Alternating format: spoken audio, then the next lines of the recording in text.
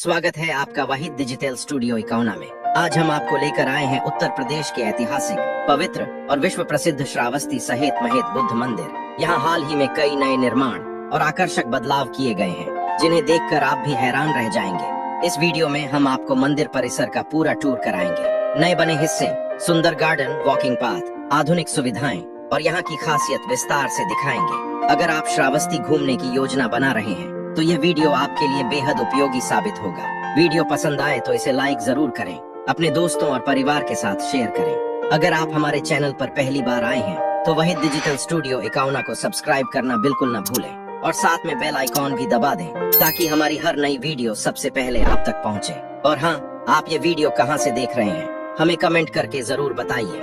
तो चलिए बिना किसी देरी के शुरू करते हैं आज का शानदार सफर।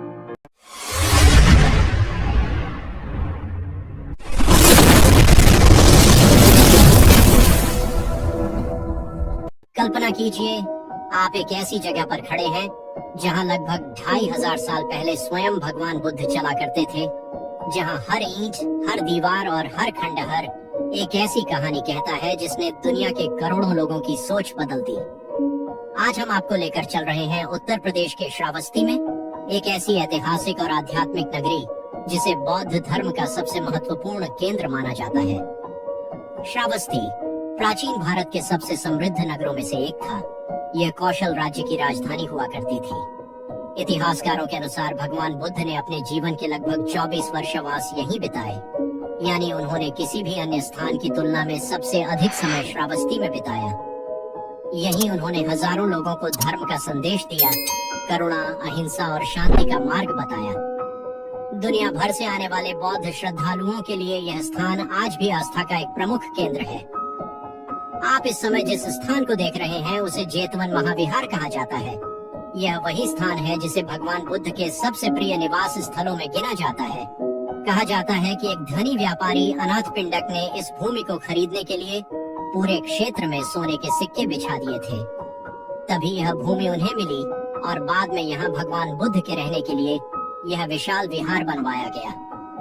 कल्पना कीजिए, जहाँ आज केवल ईंटों के अवशेष दिखाई देते हैं, कभी वहीं हजारों भिक्षु अध्ययन करते थे, ध्यान लगाते थे और बुद्ध के उपदेश सुनते थे। अब हम पहुंच चुके हैं मंदिर संख्या 1 के सामने। पुरातत्व विभाग के अनुसार यह एक विशाल संघाराम था। इसके बीच में पूजा गृह और मंडप बने हुए थे। चारों ओर भिक्षुओं के रहने के लिए कक्ष बने थे।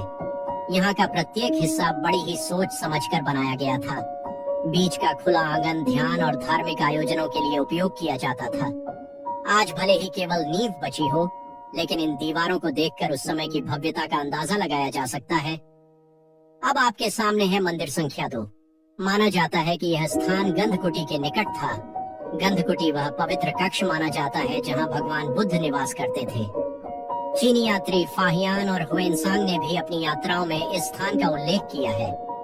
उन्होंने लिखा कि यहाँ भव्य भवन और धार्मिक संरचनाएं थीं, जिन्हें देखने के लिए दूर दूर से लोग आते थे।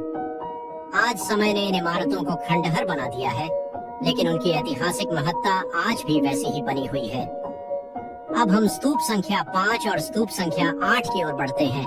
स्तूप संख्या 5 कई बार पुनर्निर्मित किया गया। इसकी सबसे निचली नींव बहुत प्राचीन मानी जाती है, जबकि ऊपर के हिस्से बाद के काल में बनाए गए। इससे पता चलता है कि यह स्थान सदियों तक श्रद्धा का केंद्र बना रहा।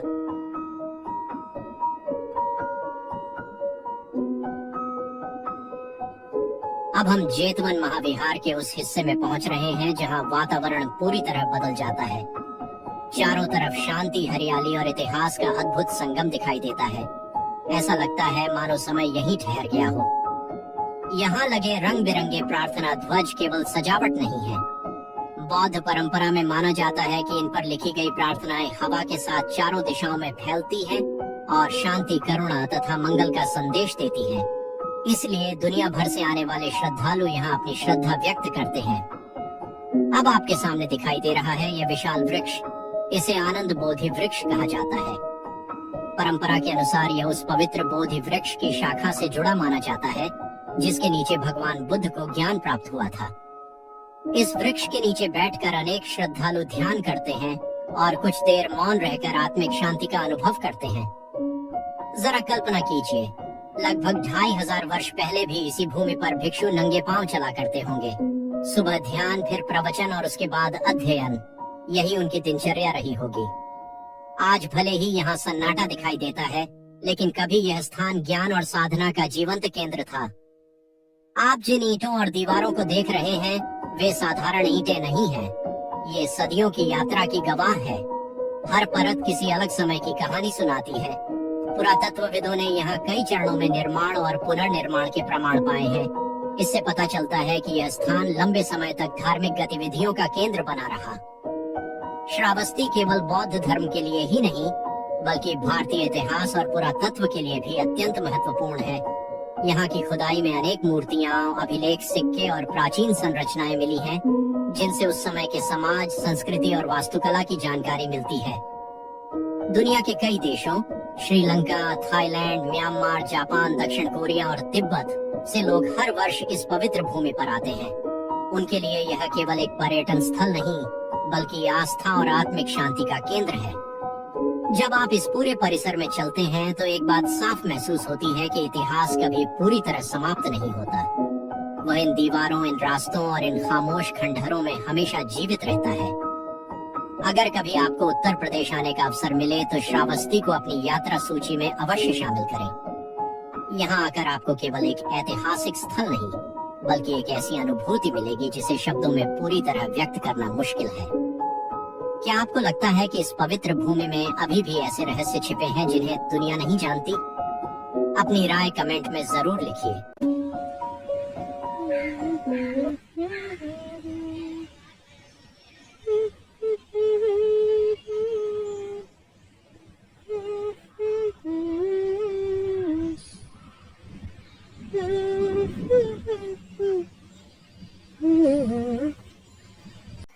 दोस्तों, अब तक आपने मंदिर परिसर और खूबसूरत पार्क देख लिया। अब चलते हैं उस हिस्से की ओर जहां हाल ही में नया निर्माण कराया गया है। यह नया विकसित क्षेत्र पहले की तुलना में काफी ज्यादा सुंदर, व्यवस्थित और आकर्षक दिखाई देता है। यहाँ आने वाले श्रद्धालुओं और पर्यटकों की सुविधा का विशेष ध्यान रखा गया है। चौड़े रास्ते, साफ सुथरा परिसर और बेहतरीन निर्माण इस जगह की खूबसूरती को और भी बढ़ा देते हैं। अगर आप काफी समय बाद श्रावस्ती सहित महत बुद्ध मंदिर आए हैं तो यहाँ हुए ये नए बदलाव देखकर आपको निश्चित रूप से अच्छा लगेगा। आइए अब आपको एक एक करके इस नए निर्माण और इसकी खासियतें दिखाते हैं। अगर वीडियो पसंद आए तो इसे लाइक करें, चैनल को सब्सक्राइब करें और अपने दोस्तों के साथ जरूर शेयर करें।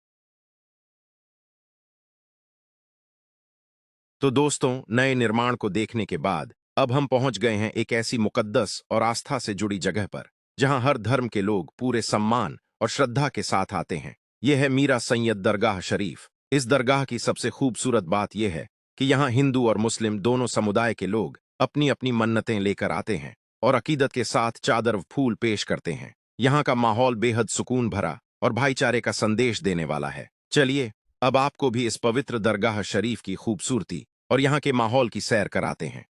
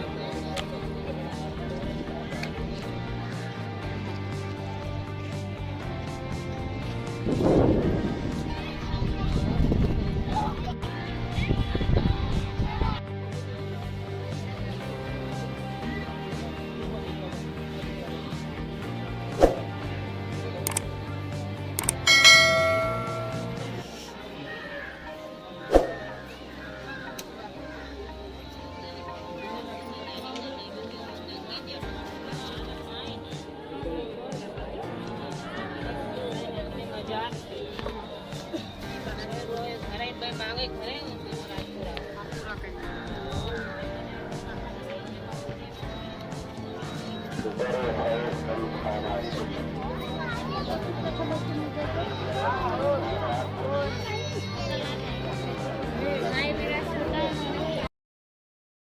अब चलते हैं इस जगह के आखिरी पड़ाव की ओर। यहाँ मौजूद है ऐतिहासिक अंगुलीमाल गुफा, जो भगवान बुद्ध और अंगुलीमाल की कथा से जुड़ी मानी जाती है। आइए आपको इस गुफा के साथ साथ यहाँ के खूबसूरत खंडहर और आसपास की मनमोहक जगहों की सैर कराते हैं। यहाँ का शांत वातावरण और प्राचीन अवशेष इस स्थान को और भी खास बना देते हैं।